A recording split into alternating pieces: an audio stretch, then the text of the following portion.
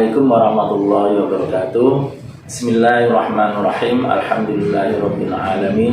Wa bihi nasta'inu ala umuri dunya waddin. Wassalatu wassalamu ala asyrafil anbiya'i wal mursalin sayyidina wa maulana Muhammadin wa ala alihi wa sahbihi ajma'in, amma ba'du. Selamat bertemu kembali bersama saya Abdul A'la. Pemirsa, pada kesempatan kali ini kita akan membahas masih seperti video yang lalu, yaitu pelajaran 4 atau ad-darsul rabi' tentang jumlah fi'liyah, fi'il madhi maupun fi'il mudhari'.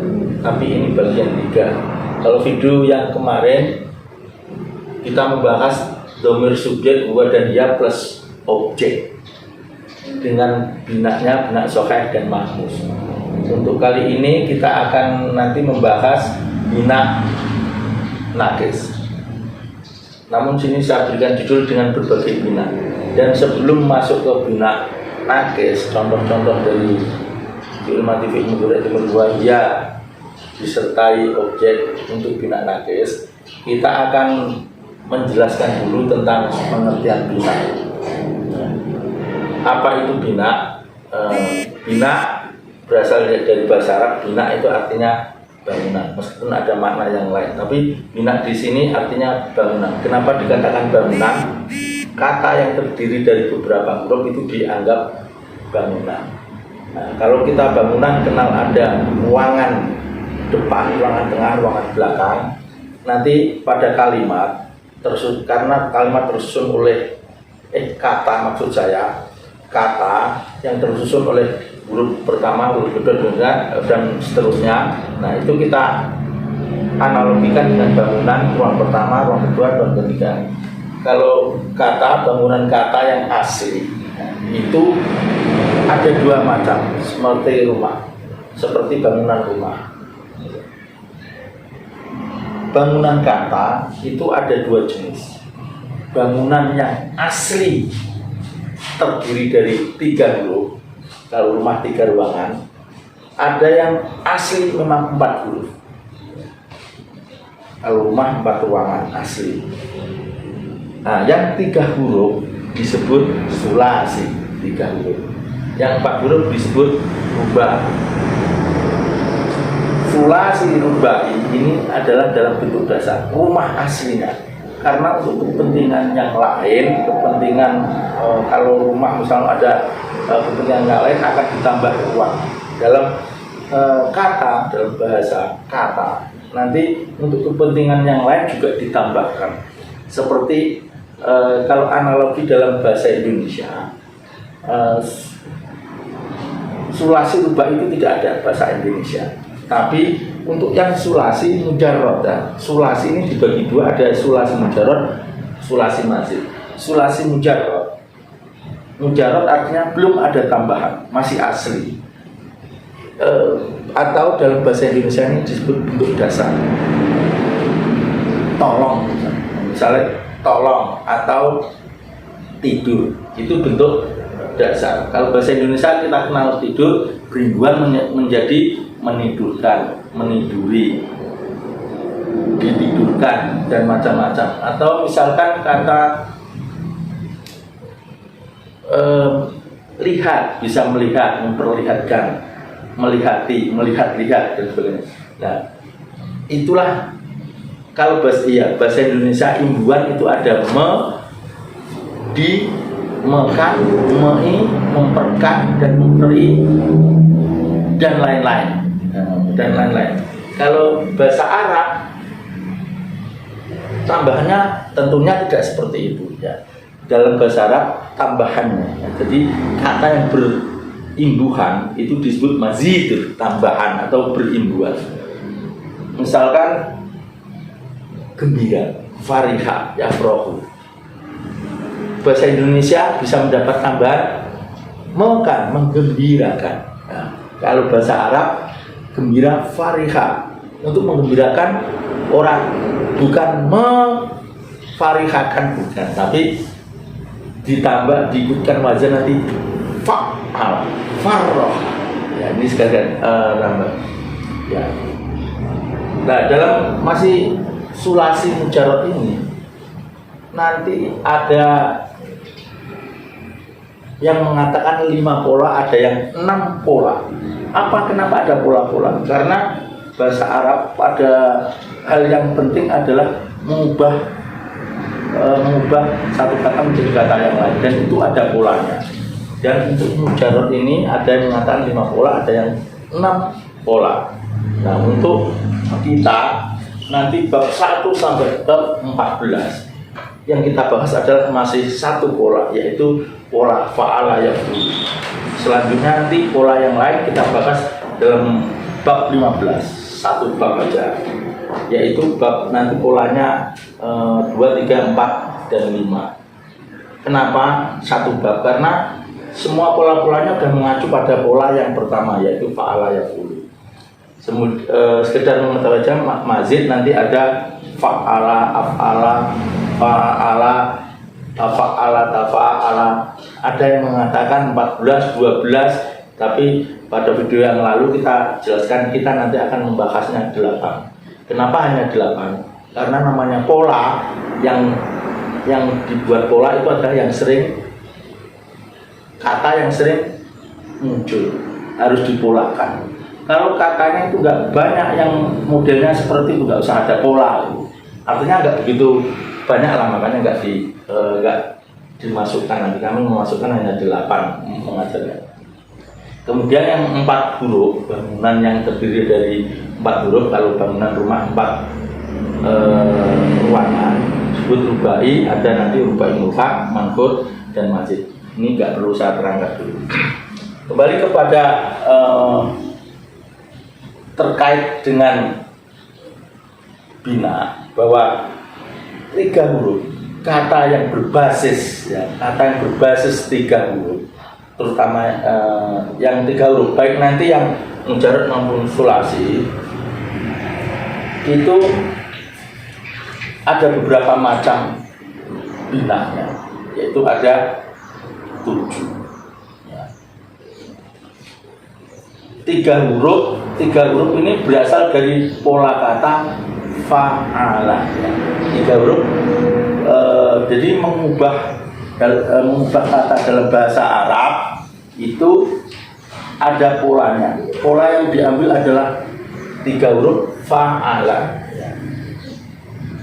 Kalau kata yang diubah dengan pola fa'ala ini, kata huruf pertama disebutnya nanti fa fi'il, huruf yang kedua disebut ain fi'il, dan huruf yang ketiga disebut ain fi'il. Pemirsa, bahwa dalam huruf hijaiyah yang jumlahnya berapa itu, alif, ba, ta, ta, jim, ba, dalam pembagian bina, dalam pembagian kata menjadi beberapa bina ini dibagi. Huruf tersebut, huruf hijaiyah itu tersebut dibagi atas 1 hamzah, soheh, ilat, dan dobel. Apa maksudnya? Jadi tak saja itu dibedakan nanti hamzah, yaitu hamzah huruf pertama, dan kedua yang kedua ilat dulu. Apa itu ilat? Ilat adalah huruf yang cacat. Apa huruf cacat itu? Adalah alif, wawu, ya. Dalam ilmu qiraah disebut huruf mat. Alif, wawu, ya. Dan ada huruf double disebut tasdid. Selain hamzah, huruf ilat wawu, alif, ya, double tasdid itu disebut huruf soheh.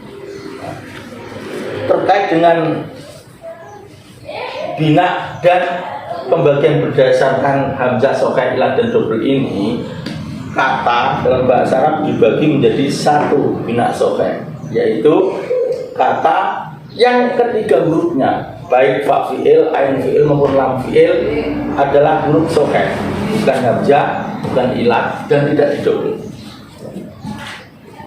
Seperti contoh yang kemarin, nasoro, sajadah, hadoro, dan sebagainya. Kemudian yang kedua yaitu mahmus. Mahmus artinya apa? Secara harfi artinya kata yang di hamzah. Mahmusun, kata yang diberi hamzah. Mana itu? Bisa di depan, bisa di tengah, bisa di terakhir. katanya nanti yang di depan disebut mangus fa, mangus ain, mangus lam. Tapi ada 3 atau mungkin 2 yang banyak. Tapi ini tidak terlalu banyak berpengaruh dalam nanti perubahan katanya. Yang ketiga ini disebut bina nakis. Nakis berarti kurang. Kenapa disebut nakis? Karena bina nakis adalah kata yang lam fi'ilnya, huruf terakhirnya berupa huruf ilang, baik wawu atau iya. Baik wawu atau iya. Kalau berupa wawu disebut nakis wawi. Kalau akhirnya berupa ya disebut nakis yai. Namun baik nakis wawi maupun yai, penulisannya untuk sulasi mujarrad, nakis ini digunakan alif. Seperti nanti kita pelajari di tabel 4.4, da'a aslinya adalah da'awa, tapi penulisannya da'a menggunakan alif. Dan yang keempat adalah bina ajwaf. Ajwaf berasal dari, kenapa dinamakan ajwaf? Ajwaf berarti lubang.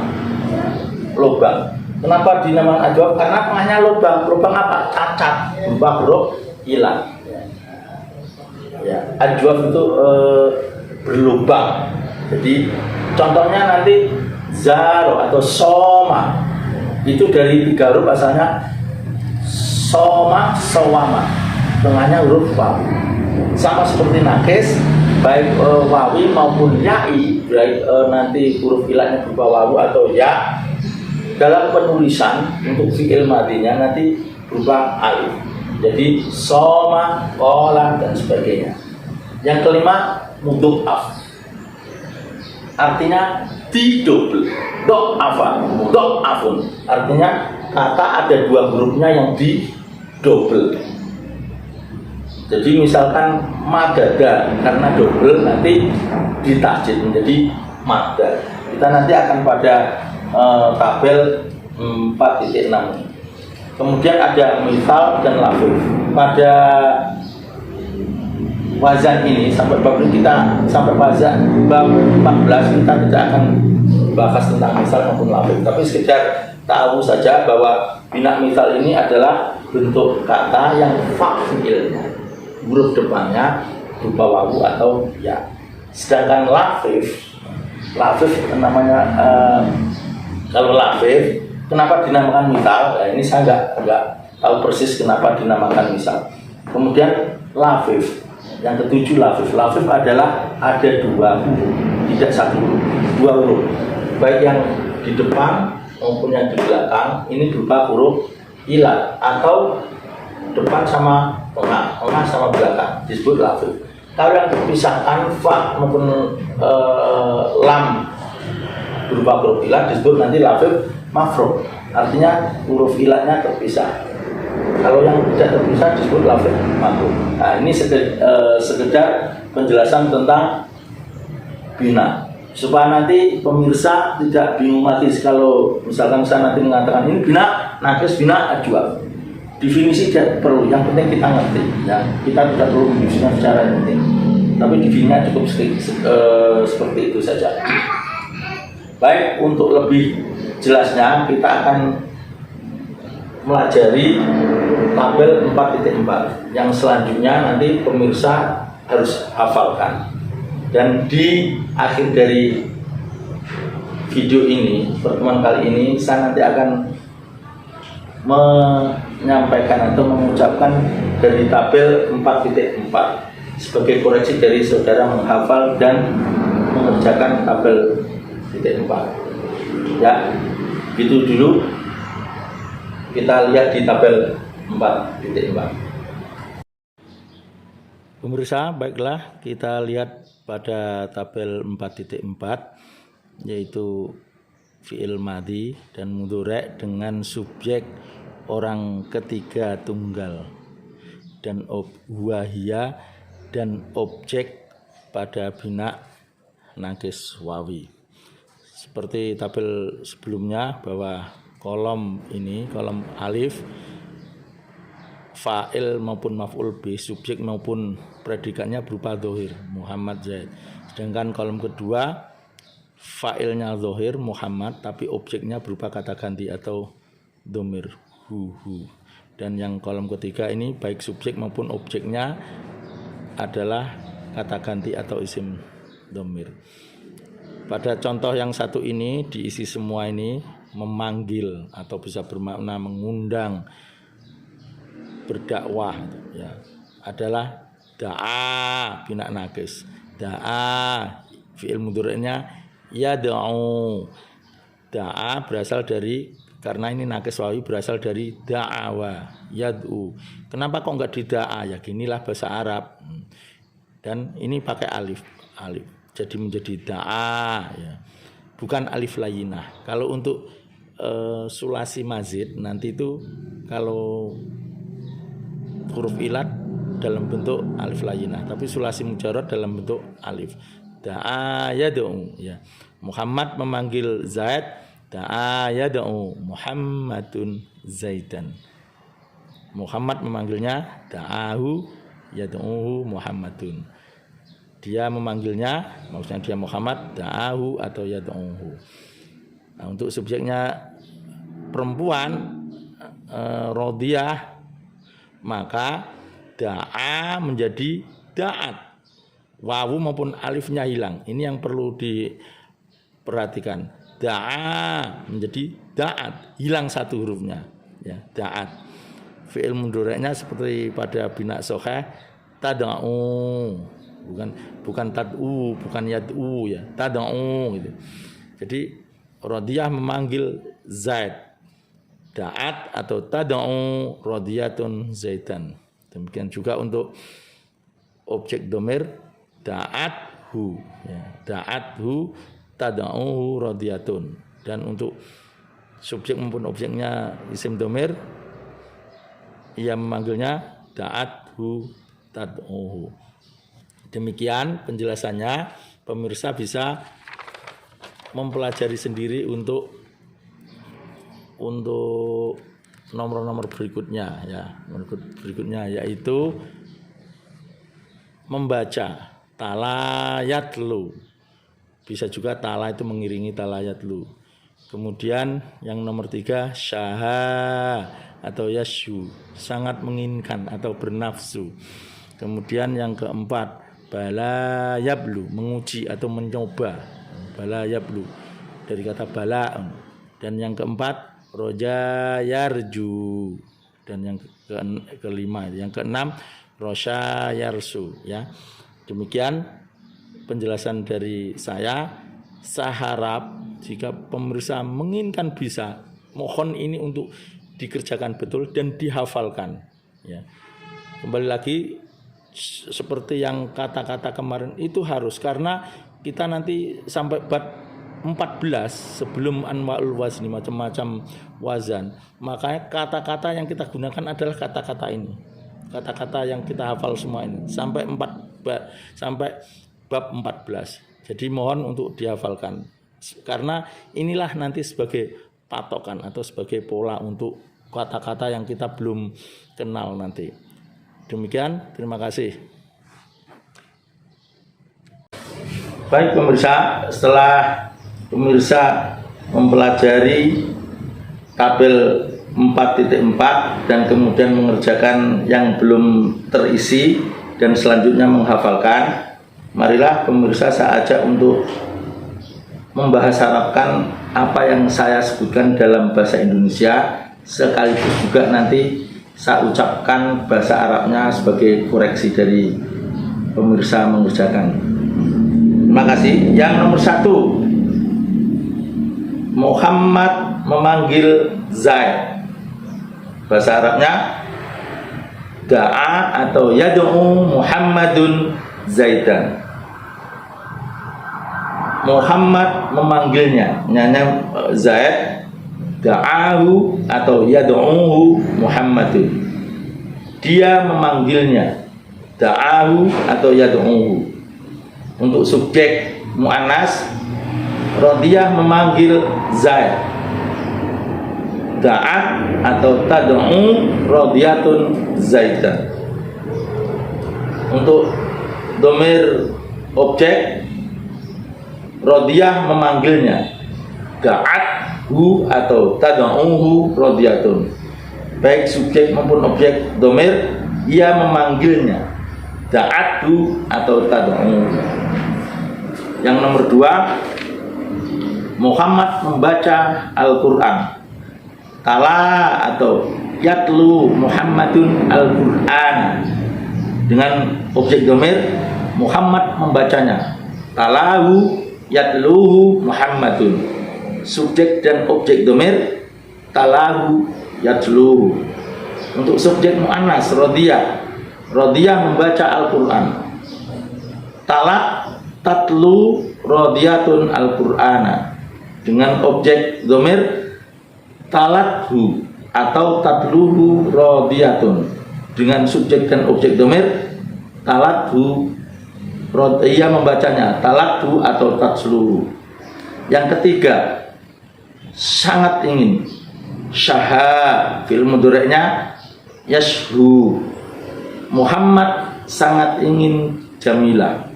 Bahasa Arabnya syaha atau yashhu Muhammadun Jamilatan. Dengan objek domir, Muhammad sangat menginginkannya. Syahaha atau yashhuha Muhammadun. Dengan subjek dan objek domir, dia sangat menginginkannya. Syahaha yashhuha. Untuk subjek atau fa'il mu'annas, radiyah sangat ingin Jamilah. Bahasa Arabnya syahad atau tashhu radiyatun jamilatan. Dengan objek domir, radiyah sangat menginginkannya. Syahad ha atau tashhuha radiyatun. Dengan subjek dan objek domir, ia sangat menginginkannya. Syahad ha atau tashhuha. Soal yang keempat, menguji atau menyoba. Allah menguji Jamilah. Bahasa Arabnya bala atau yablullahu jamilatan. Dengan objek domir, balaha atau yabluha Allahu. Dengan subjek dan objek domir, balahu atau yablu. Dengan subjek mu'annas, radiyah menguji Jamilah. Bahasa Arabnya balat atau tablu radiyatun jamilatan. Dengan objek domir, radiyah mengujinya. Balat ha tabluha radiyatun. Dengan subjek dan objek domir, balat ha tabluha. Yang kelima, mengharap, roja yarju. Muhammad mengharap ampunan. Roja atau yarju Muhammadun afwan. Dengan objek domir, Muhammad mengharapkannya. Rojahu atau yarjuhu Muhammadun. Dengan objek dan subjek domir, dia mengharapkannya. Rojahu yarjuhu. Untuk subjek mu'annas, radiyah mengharap ampunan. Rojat atau tarju radiyatun afwan. Dengan objek domir, radiyah mengharapkannya. Rojathu atau tarjuhu radiyatun. Dengan subjek dan objek domir, ia menginginkannya, mengharapkannya. Rojathu atau tarjuhu. Yang keenam, menyuap, rosya yarshu. Muhammad menyuap qadhi atau hakim. Bahasa Arabnya rosya atau yarshu Muhammadun al-qadiyah. Untuk objek domir, Muhammad menyuapnya. Rosyahu atau yarshuhu Muhammadun. Dengan subjek dan objek domir, dia menyuapnya. Rosyahu yarshuhu.